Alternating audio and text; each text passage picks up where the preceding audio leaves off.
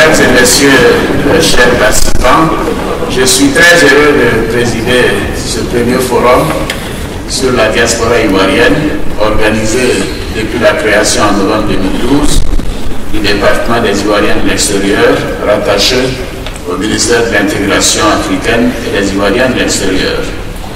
En décidant de confier un volet spécifique dédié aux Ivoiriens de l'extérieur à ce ministère, je voulais souligner l'importance et le grand intérêt que nos compatriotes résidant à l'étranger doivent désormais jouer dans le processus de reconstruction et de relance économique.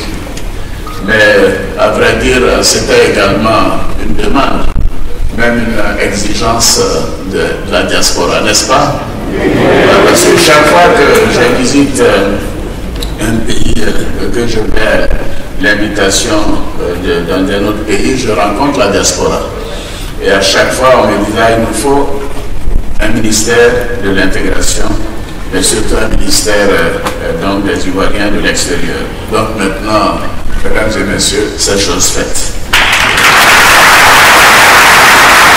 Ce forum constitue donc un événement important, à la fois pour ce ministère qui fait preuve d'un réel dynamisme.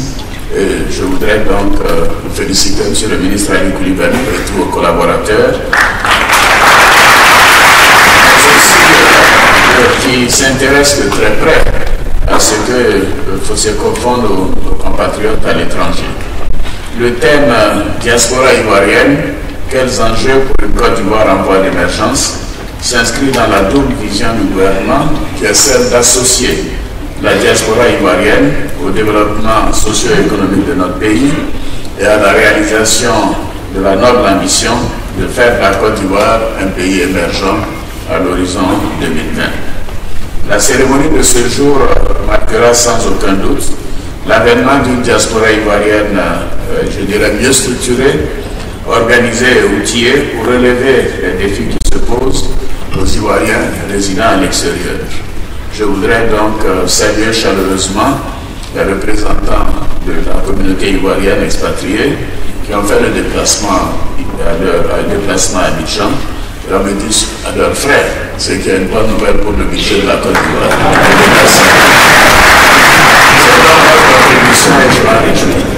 Je tiens à remercier les ministres des pays frères en charge de la diaspora dans leurs pays respectifs que je viens de citer, ainsi que les experts venus d'horizons divers, notamment le représentant de l'OCDE, notre frère Boye Maïga, pour apporter leur contribution à la réussite de cette rencontre.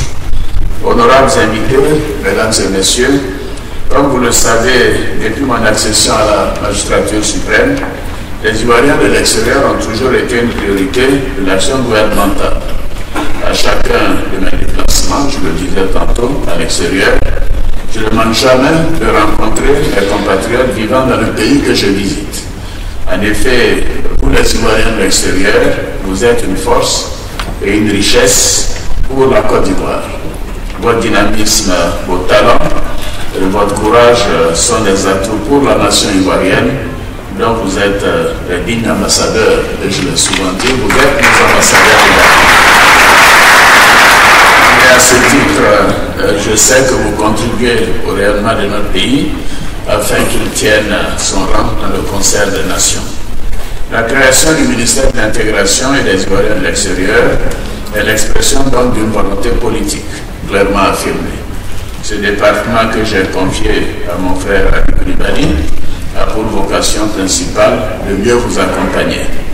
Et je voudrais donc féliciter Ali Koulibaly pour le travail accompli chaque jour pour être à votre écoute, et je le sais, et répondre au mieux à vos attentes, conformément à la politique que nous menons en faveur de nos concitoyens vivant à l'extérieur.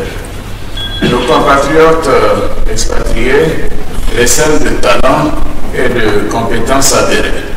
C'est pourquoi je n'ai pas hésité à faire appel à certains d'entre vous qui se sont vus ainsi confier d'importantes responsabilités, aussi bien dans le gouvernement que dans l'administration publique. Ce mouvement doit continuer parce que la Côte d'Ivoire a besoin de tout service.